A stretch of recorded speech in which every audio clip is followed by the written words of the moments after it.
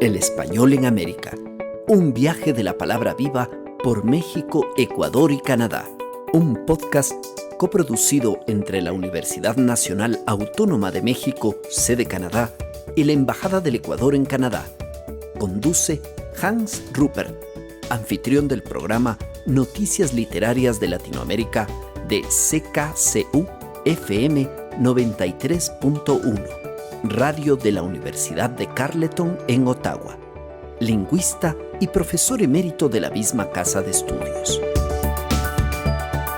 Episodio 2. Diccionarios del Español de las Américas. Participan: de México, doctora Concepción Compani, lingüista, investigadora emérita de la Universidad Nacional Autónoma de México, miembro del Colegio Nacional y miembro de número de la Academia Mexicana de la Lengua. De Ecuador, doctor Fernando Miño Garcés, lingüista, miembro de la Academia de la Lengua del Ecuador, director ejecutivo y académico del Centro Andino de Estudios Latinoamericanos, autor del Diccionario del Español Ecuatoriano. Antes de empezar, nos ofrecerán una introducción el embajador del Ecuador en Canadá, Diego Stacy, y la directora de la UNAM, sede Canadá, doctora Alicia Mayer. Es un honor para mí presentar esta serie de reportajes sonoros para celebrar el Día del Español el próximo 23 de abril de 2021. El español goza de buena salud. Las cifras proporcionadas por el Instituto Cervantes así lo demuestran. 585 millones de personas, es decir, el 7.5% de la población mundial, hablan español. Esos hablantes, casi 489 millones, son nativos, lo que convierte al español en la segunda lengua materna del mundo por número de hablantes. Asimismo, lo estudian casi 22 millones de personas en 110 países. El español es la tercera lengua más utilizada en Internet, donde su uso no para de crecer. El español, en todas sus variedades, es un denominador común, vehículo de comunicación y marcador identitario y cultural en las Américas. Tenemos un español de Ecuador, uno de México y uno de Canadá, que ahora mismo vive por la influencia de comunidades migrantes que a lo largo de décadas se han asentado en Vancouver, Calgary, Winnipeg, Toronto, Ottawa y Montreal. Estos reportajes sonoros, llamados podcasts en inglés, son una afectuosa invitación a fortalecer el diálogo entre países de las Américas unidos por la fuerza cultural del español. Se han seleccionado 3 temáticas: música en español en diálogo con las lenguas indígenas, diccionarios del español de México y Ecuador y el español americano en la literatura. Agradezco a los especialistas que participaron. De México, a María Reina, cantante; la doctora Concepción Compani, miembro de la Academia Mexicana de la Lengua; y Emiliano Ruiz, escritor y periodista. Por parte de Ecuador, a Mariela Condo, cantante; al doctor Fernando Miño, lingüista y miembro de la Academia de la Lengua; y al novelista Juan Pablo Castro Rodas. Bienvenidos y feliz Día del Español. La UNAM Canadá, como una escuela de extensión de la UNAM en el extranjero, tiene como uno de sus mandatos difundir la cultura hispanoamericana en Canadá. Por lo anterior, es un gusto presentar el inicio de este proyecto de reportajes sonoros que buscan la reflexión sobre temas académicos y culturales, en particular sobre nuestra lengua materna, el español. Comprenderemos nuestro idioma como una manifestación de apropiación regional, matices, variantes locales y expresiones en México, Canadá y el Ecuador.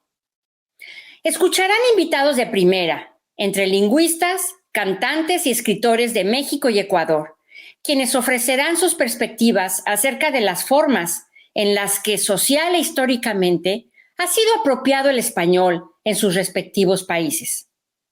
Extender un saludo y gratitud al señor embajador de Ecuador en Canadá, Diego Stacy, es un verdadero placer para mí. Él, con su trabajo y su equipo, ha sido aliado con la UNAM Canadá en la promoción de la cultura hispanoamericana en esta región que habitamos. Merece también mi extensa gratitud al profesor emérito de Carleton University, el doctor Hans Ruprecht, por su disposición y por sus aportes desde Canadá. A los invitados que con él hicieron el diálogo, las cantantes María Reina y Mariela Condo, los escritores Emiliano Ruiz y Juan Pablo Castro, y los doctores lingüistas Concepción Compani y Fernando Miño. Así pues, disfruten este interesante trabajo. Déjenos sus comentarios para futuros temas. Tengan un feliz día del idioma español. Buenos días otra vez a los oyentes de esta serie de programas apasionantes sobre la lengua, el lenguaje, el español hablado en Hispanoamérica, en varios países, en particular en México, en Ecuador.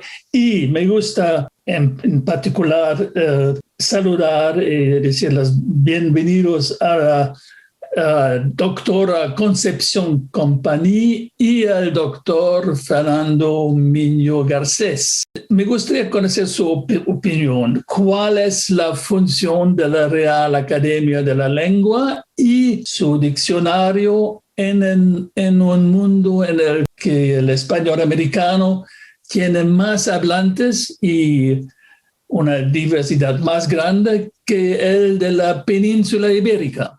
La pregunta es importante y es todo un reto.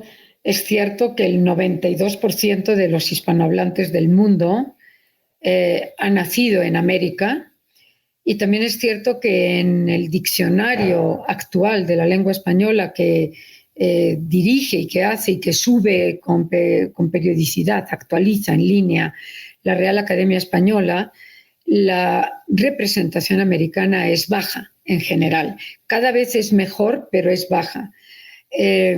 Por eso yo creo que es un imperativo de las academias americanas hacer sus propios diccionarios y lograr yo creo que será en un futuro no muy lejano, una integración para tener una visión panhispánica real y que esa visión panhispánica no esté jerarquizada en el sentido, porque los diccionarios en el modo de armar las entradas jerarquizan automáticamente.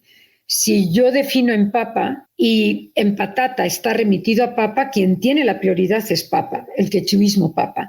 Pero si, como hasta hace poco, se define en patata y en papa se remite a patata, entonces el indigenismo papa queda totalmente opacado y se privilegia el españolismo, digámoslo así.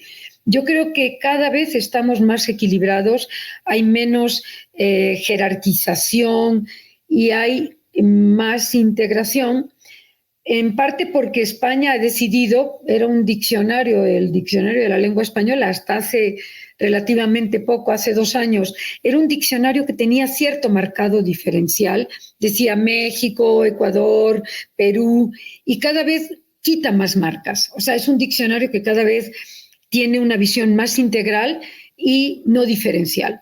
Entonces, eso es una ventaja porque el español es de todos y para todos, pero también es una desventaja metodológica porque, por ejemplo, por poner un caso que estaba revisando ayer o anteayer, Zompantli, que es un muro de calaveras ritual de cultura maya, cultura mexica, no le pone marca. Es obvio que el Zompantli solamente es una palabra náhuatl y que es una estructura simbólica religiosa de México. Entonces eso puede llevar, estábamos a punto de sacarlo de nuestro diccionario de mexicanismos porque el diccionario de la lengua española de Madrid no lleva marca geográfica. Entonces, bueno, estamos en un mundo que está globalizándose y donde las academias americanas tenemos la gran responsabilidad de visibilizar nuestro léxico, nuestra identidad y hacer nuestras propias tareas. Pues Concepción ha dicho grandes verdades, ¿sí? Pero yo quería dividir un poco esta pregunta para hablar primero de la función misma de la Real Academia de la Lengua en cuanto a concepto más que nada, puesto que incluso en los estatutos de la Academia, de la Real Academia Española, señalan que tienen que como misión principal velar por los cambios que experimente la lengua con su adaptación a las necesidades de sus hablantes sin quebrar la unidad que mantienen en todo el ámbito hispánico. Suena hermoso, ¿verdad?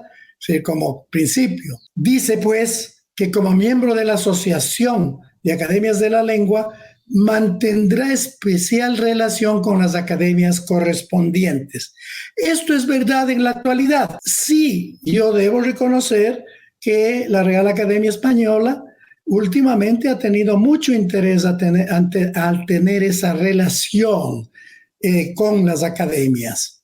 La Asociación de Academias de la Lengua Española, que tiene el fin de promover la unidad del idioma en común, está, por supuesto, conformada por todas las academias de la lengua española en todos los países donde hay. Y entonces, claro, la función de todos prácticamente es tratar de mantener la unidad del idioma en toda la comunidad hispanohablante, reconociendo las variantes regionales que son riquísimas y que yo estoy de acuerdo en que hay que reconocerlas.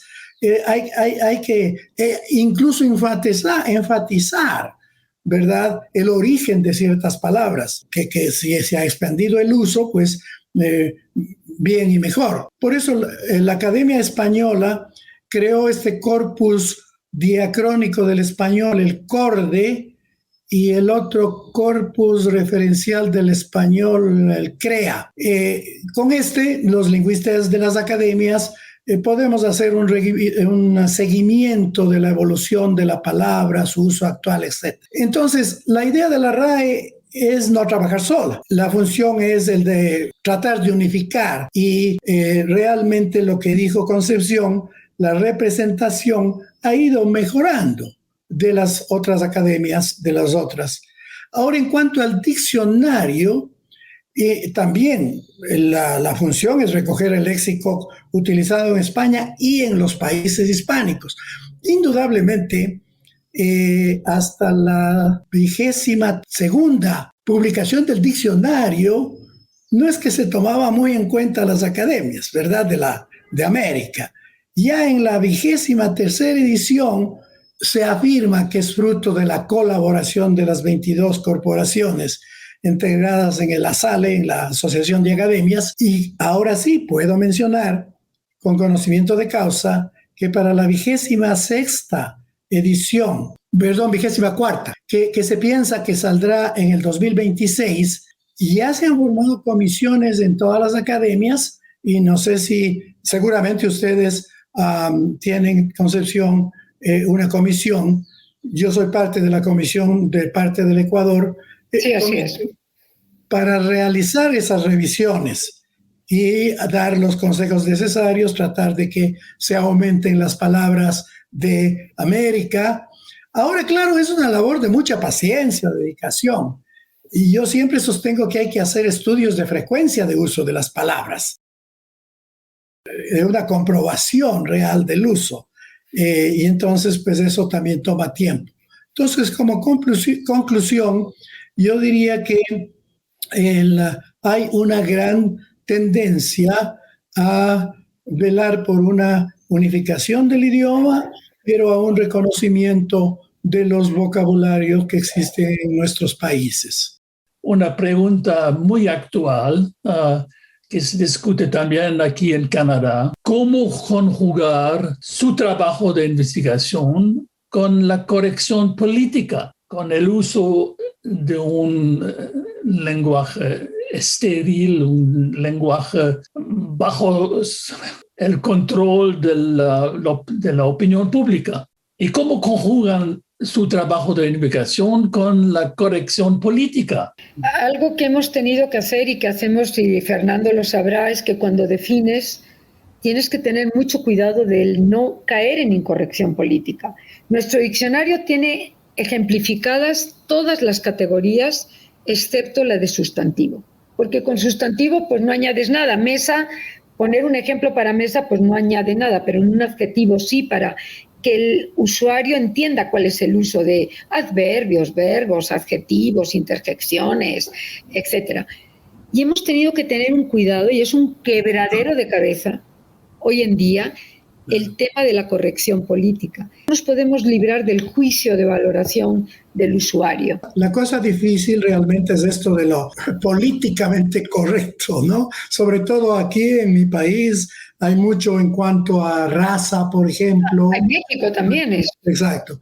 Sí. Ahora, una cosa que no mencioné y es que el diccionario del español ecuatoriano no tiene definiciones, tiene explicaciones semántico-pragmáticas. Es decir, tanto el significado de la palabra como el uso que se da a esa palabra. Eso ayuda mucho, en el caso de ustedes, el ejemplo, ¿verdad?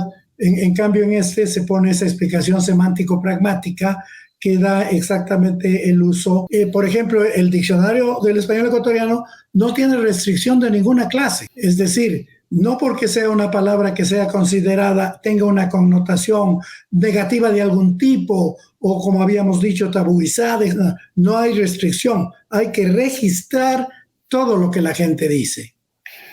Nosotros, voy a comentar algo que a todos los periodistas y a los medios les parece interesante, pero yo solo quiero dejar el comentario. Hay una zona particular de la cultura y de la sociedad mexicana que es el mundo de la inseguridad y el narcotráfico. Y tenemos una lista, hemos puesto muchas, pero hemos dejado de poner otras, muchas, porque simplemente, voy a decirlo abiertamente, por miedo. Todavía no tenemos eso, pero todavía. Afortunadamente, nosotros sí lo tenemos. Sí, porque puede ocurrir que demos una definición donde no se sientan bien representados o se sientan incómodos. No sabemos si va a llegar a cierto rango de ciudadanos o de habitantes, y es un área muy, muy complicada, la inseguridad asociada al crimen organizado. Y ha generado un léxico propio que tenemos registrado, pero no todo está representado, ni mucho menos. Me parece que fue un trabajo muy arduo. De todas maneras, me gustaría saber qué tan arduo ha sido y será hacer diccionarios sobre el español si se considera la influencia de las redes sociales y el inglés. Bueno, yo creo que no hay que tener el miedo de los préstamos, que el estado natural de los seres humanos es el contacto. Y también es cierto que el contacto produce extrañeza y produce rechazo justamente porque es el otro. Pero el contacto enriquece puesto que genera una variación mayor. Yo creo que los diccionarios son entidades, productos cambiantes, y es muy posible que dentro de 10 años o de 15 años haya que meter muchos más anglicismos de los que hemos metido actualmente, que son muchos ya. Pero el meter o no meter anglicismos no va a depender de los lexicógrafos ni de las academias. Va a depender de gobiernos reales que eduquen, que generen empleos y que no obliguen a migrar a otro país. Eso es un problema. O sea, es que es un problema de economía, es un problema de sociología, es un problema de educación. No tiene que ver con la lengua. La lengua es un soporte, es una actividad transversal a cada ser humano cada día, propiedad de cada ser humano. Y entonces, ¿por qué voy a usar una palabra que no me es funcional, así sea una palabra medieval exquisita española, si voy a tener que comer hablando otra lengua? Es decir, si el problema de qué tantos préstamos, qué tantos calcos léxicos va a consignar un diccionario, no es un problema de la lengua ni de la comunidad lingüística, que también hay un asunto de actitud, pero no es un problema de lengua, es un problema de economía, es un problema de que los gobiernos tienen responsabilidades de crear comunidades autosuficientes donde, hablando su lengua, en este caso español de México, podamos tener calidad de vida. Sí, o hablando mije, o hablando náhuatl, o hablando la lengua que sea. Si eso no es una prioridad del Estado, entonces los seres humanos van a salir y la consecuencia es que dentro de 20 o 30 años pues va a haber más anglicismos o más lengua sinítica. ¿Por qué no va a haber chino? Va a haber un montón de chino seguramente en los diccionarios dentro de 20 o 30 años. Entonces es un asunto de economía y los gobiernos, si no entienden que hay que invertir en patrimonio y en generar calidad de vida, pues los académicos lo único que hacemos es recoger lo que está. No, a mí no me preocupa que le llamemos hot dogs y hochos a lo que en España llaman perrito caliente. Simplemente es un invento referencial de Estados Unidos y ya hay que nombrarlo. Y entonces, pues ya. Igual a Estados Unidos tampoco le preocupa llamarle mole al mole y taco al taco.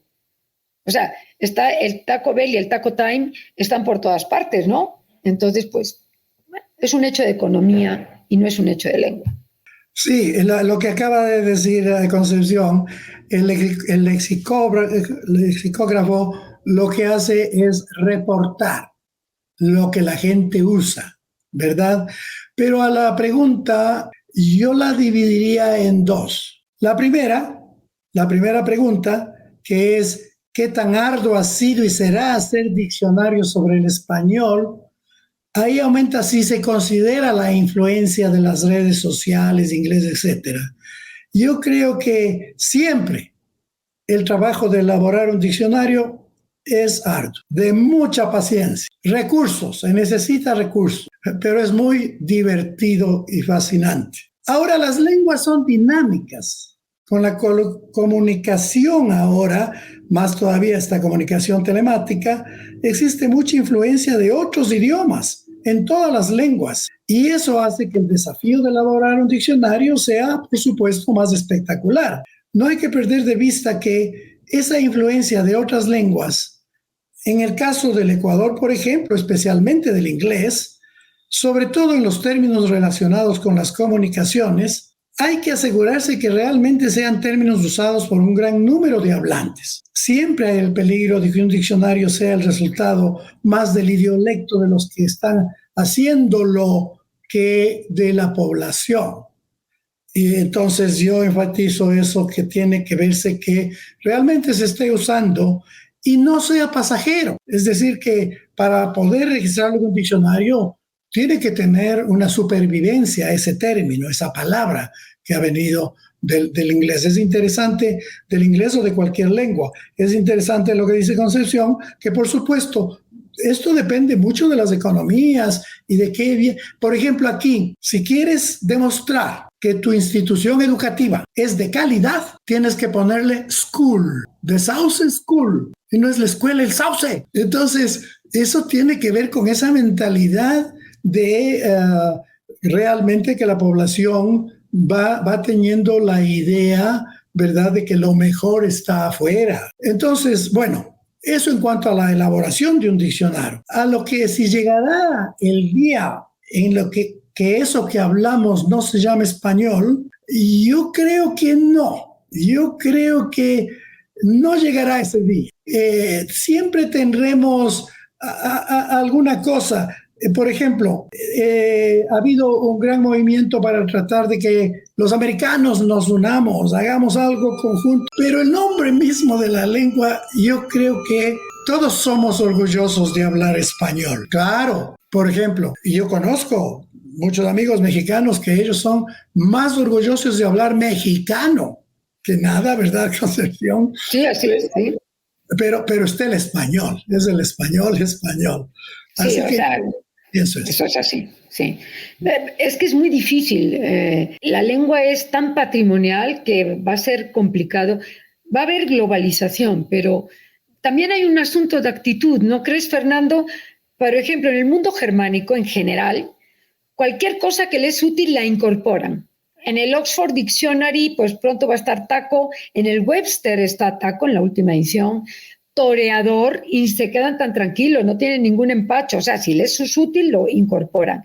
Es decir, los filtros de purismo de ellos no están en el asunto de la lengua. En cambio, nosotros somos mucho más puristas. Bueno, no digamos los franceses. Para que en el diccionario francés se meta una palabra, tardan décadas porque están ahí atorados con que nuestra identidad la estamos perdiendo. A mí me sorprende la facilidad con que la lengua inglesa incorpora voces de otras culturas y se quedan felices. No les pasa nada. Y yo creo que lo que sucede es que incorporan aquello que han incorporado a su vida. Por ejemplo, un taco. Ah, claro, No por hay supuesto. otra forma de decir taco. Es decir, un taco es un taco, ¿verdad? Lo que sí tenemos nosotros es el uso de muchas palabras, que nuestra palabra incluso es más deliciosa al oído, escucharla, etcétera. Y sin embargo, la palabra inglesa te da más prestigio que... sin embargo, pues, hay esa diferencia, creo yo, ¿no? Pero claro, tienes razón, ¿no? Y también hay como un problema de valoración. O sea, los préstamos que entraron del francés nadie los rechaza. O sea, nadie se acuerda que sofá es francés y que jardín es francés y que champiñón o ballet son franceses. Los préstamos del inglés tienen en caso de México, un gran rechazo para una franja grande de la población porque lo asociamos con el imperio del norte, con los yanquis, con los gringos. Pero en cambio hay una franja superior de alto ingreso económico donde prefieren decir qué cool en vez de decir qué lindo, qué chulo, qué bonito, ¿no? Ajá. Pues depende de cuál es la ubicación social en esa relación con Estados Unidos, en nuestro caso. Pasa igual, en Ecuador pasa igual. Vamos a hablar un poco de literatura. Desde la perspectiva de la expresividad y el estilo del uso del lenguaje, ¿pueden ustedes nombrar obras clave de la literatura de sus países que le hayan sacado provecho al español de México y Ecuador? Realmente este tema es amplio. Para responder esta pregunta, sí quiero remitirme a la información proporcionada por un buen amigo y académico, Diego Araujo, porque en realidad sí hay una progresiva recuperación del habla ecuatoriana a lo largo del desarrollo de la literatura nacional. Así pueden hallarse ejemplos hacia comienzos del siglo XX con el costumbrismo, por ejemplo. Cosas de mi tierra, de José Antonio Campos, es un buen ejemplo de esto. Y después de los años 30, la literatura del cholo, del montubio, el indigenismo, realizan un gran esfuerzo para aprovechar ese lenguaje de los grupos sociales estos. Y ahí tenemos Los que se van, de Demetrio Aguilera Malta, tenemos Las Angurimas de José de la Cuadra, en buena parte de sus cuentos, Banda del Pueblo, La Tigra, Washington, Jorge Casa, todos conocen a Jorge Casa para el lenguaje indigenista, sobre todo en Guasipungo y en el Chuya Romero y Flores. Pero de la literatura más reciente hay muchos intentos de aprovechar el habla local, tanto en el cuento como en la novela, e incluso en la poesía. En esta última podrían hallarse formas sintácticas locales y quichuismos, por ejemplo, en Boletín y Elegia de las Mitas, de Dávila Andrade. Ejemplos del habla de la clase media de provincia tenemos en los cuentos de Jorge Dávila, un escritor azuayo, el habla lumpen de Guayaquil, en El Rincón de los Justos, de Jorge Velasco, el habla indígena, ¿Por qué se fueron las garzas?, de Gustavo Alfredo Jácome. Y en más recientes hay intentos de captar la oralidad en cuentos y novelas. Ahí tenemos a Willo Ruales en Fetiche y Fantoche, o a Javier Vázquez en Angelote, Amor Mío. En los años recientes, en cuentos y novelas de jóvenes, que es interesante porque los jóvenes pues sí están tratando de poner el español ecuatoriano. Mónico Ojeda, por ejemplo, con Mandíbula, María Fernanda Puero, Pelea de Gallos, Gabriela Ponce, Sanguinea. Es decir, en fin, en realidad no es no son pocos los nombres que podemos mencionar de gente que sí está aprovechando del idioma que se habla en el Ecuador. Bueno, en el caso de México es algo similar. Hay una gran trayectoria, larga tradición de escritores que han escrito en mexicano, en español de México. Muchos de ellos no de manera consciente, porque es el único español que conocían, como es lógico, desde finales del siglo XIX y desde antes. Y también en los años 70 se produce algo interesante que le llaman la onda, la literatura de la onda. La onda es como agarra la onda, la ola, la moda.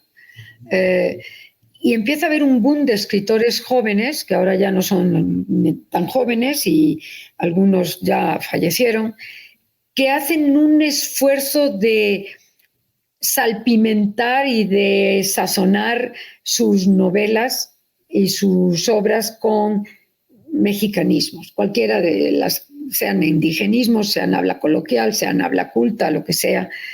Y a partir de ahí se generó un germen de literatura, de buenos literatos que escriben en español de México y que sobre todo tienen un gran interés por reproducir la oralidad de nuestra lengua.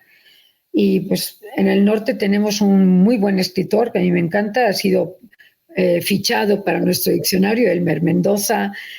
Gonzalo Celorio, nuestro director, por ejemplo, de la Academia, escribe en un español de México fluido, correcto, pulcro.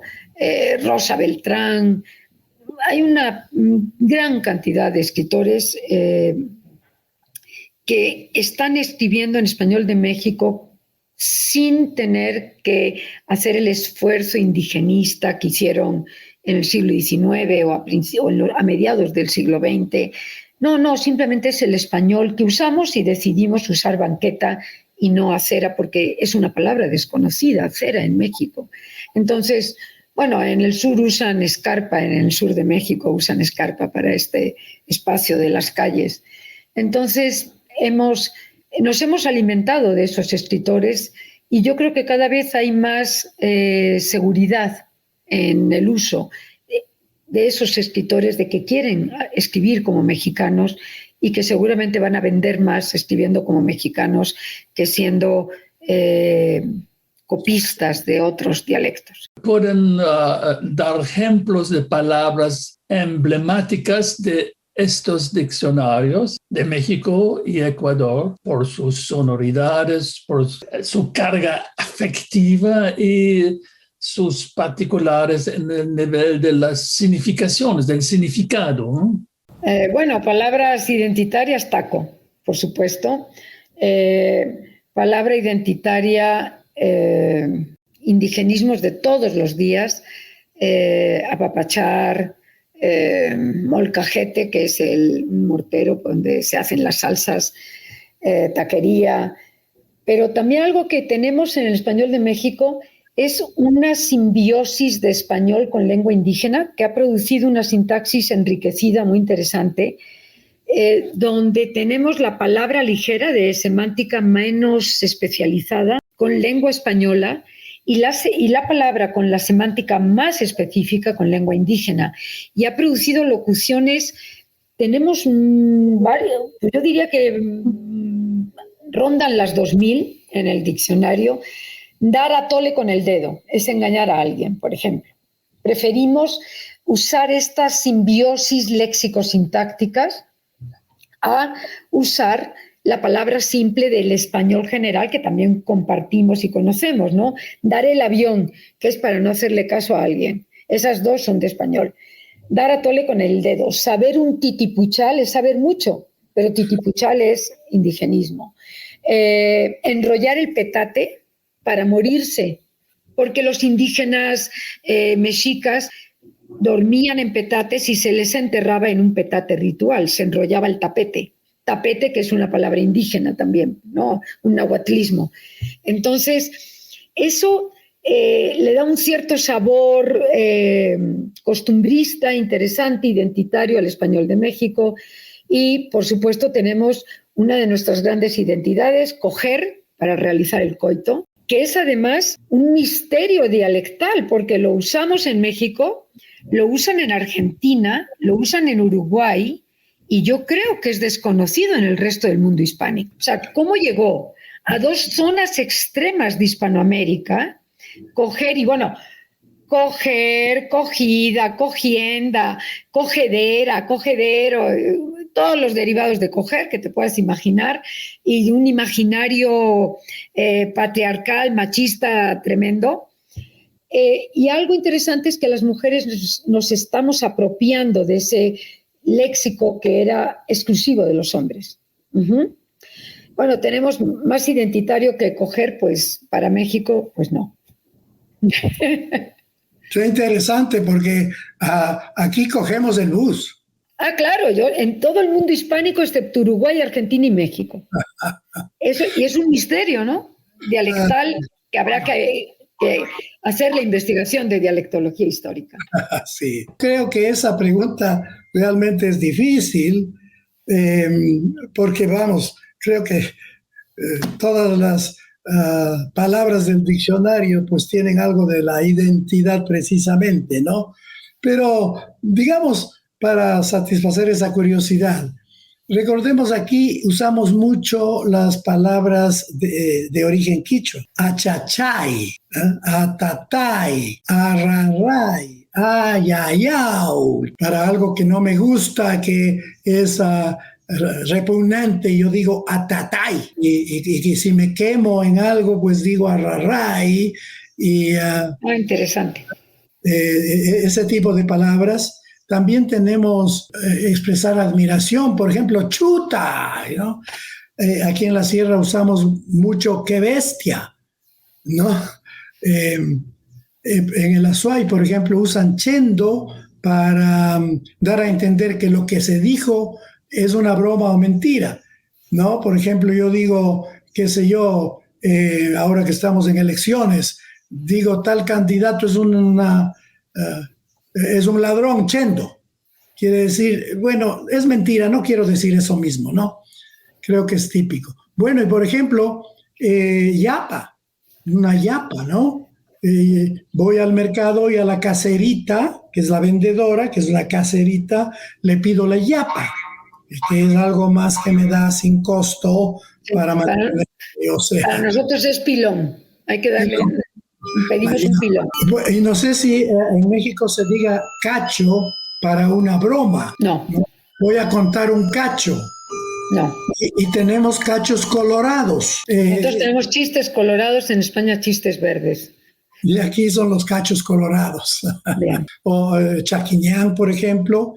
El chaquiñán, que es ese sendero, que es palabra de origen quichua también, ¿verdad? Que tiene que ver con camino y pie, chaquiñán. Chichi, las chichis, sí. Son los senos de la mujer. Sí, es nahuatlismo, es supranacional. Las nodrizas se llamaban chichiguas. Las tetas de la mujer, es nahuatlismo, sí. Las tetas, exacto. Sí. Bueno, además de esas que se usa pues mucho, ahí también en eso tendría una pregunta. Concepción, tú decías que si una palabra es usada en España, ustedes no la ponen. No. Porque nosotros, si ha cambiado la connotación de la palabra. No, eso sí, claro. Si cambia la acepción, sí, por supuesto. Ya, igual. Sí, igual. Por supuesto. O sea, por ejemplo, moño, que es para nosotros chongo, esto que llevas en la cabeza, el cabello recogido. Pero nosotros hacemos moños, ponemos moños, que es poner mala cara y disgusto para hacer algo, por supuesto, recogemos. Sí. Recogemos, y si la acepción cambió, así sea mínimamente, la recogemos. La recogen, ya, perfecto. Sí. Igual aquí, pipa, por ejemplo, pipa, que para nosotros es el vientre de una persona, y es un pipón, además de que un pipón es una persona que tiene un estómago muy abultado, también es alguien que trabaja para el gobierno, que gana del gobierno sin trabajar, también es un pipón, ¿no? Y así tenemos un chumado, por ejemplo, ¿no? Un chumado, un chumadito, el que ha tomado mucha bebida alcohólica, En fin, así tenemos algunas palabras que se podría seguir. Por ejemplo, en la costa que llaman balambú a una persona que no posee la fortaleza física que aparenta, que es un balambú. O adulterar un producto que llaman bambear. Un testarudo ahí es un aferrante. Así, entonces, realmente no se podría decir que hay una, dos, tres, ¿verdad? Las palabras, pues, sí identifican al país. Sí, claro, miles de palabras para cualquier país.